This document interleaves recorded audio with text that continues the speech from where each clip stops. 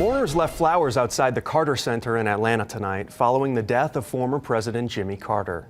The country's 39th president died peacefully at his home in Plains, Georgia earlier in the day. He was 100 years old and had spent almost 2 years in hospice care. Someone who spent years with former President Carter, County Commissioner Segerblom, who worked on Carter's campaign and in the White House with him. Outside of Washington, D.C., Carter spent decades helping others get into homes with Habitat for Humanity. Segerblom tells me Carter should be remembered for the way he lived his life. Look at these presidents and where they've gone afterwards, and they've built these great monuments, and they've made millions of dollars. He went back to Plains, Georgia, just living the basic lifestyle. We went around the world building houses for poor people. He just lived the lifestyle of a true Christian.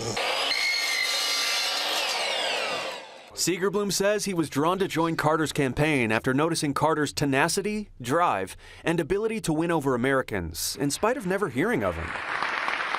He was an unknown governor from Georgia who was taking on the big boys when he ran for presidency in 1976. And he just went out there, went to Iowa, went to New Hampshire, went to all these little states and just outworked everybody. The fourth-generation Nevada state representative was in the White House personnel office for President Jimmy Carter. All of those years at Carter's side helped teach Segerblom important lessons about his own tenure in public service. Not to exaggerate, but I think honesty really is important, and getting hard work, and just being willing to take the punches. Segerblom tells me he wishes Carter had gotten re-elected because he believed in his vision for our future. But while he was in D.C., Segerblom says Carter not only had his eye on America, but on all of the grounds at 1600 Pennsylvania Avenue. He says it was just in Carter's nature. So, he was tough as nails.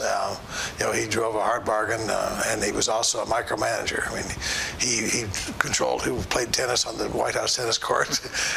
So he was very into everything, but the main thing was he just was trying to do the best he could do. Segerblom says he knew right away he had to be part of President Carter's team and latched onto him because he was the smartest and hardest working politician he had ever seen. President Joe Biden is speaking out about the death of former President Jimmy Carter. The president spoke with reporters Sunday from St. Croix in the U.S. Virgin Islands.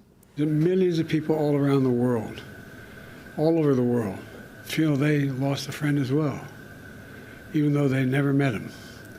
And that's because Jimmy Carter lived a life measured not by words, but by his deeds. And President-elect Donald Trump also reacting to the news tonight.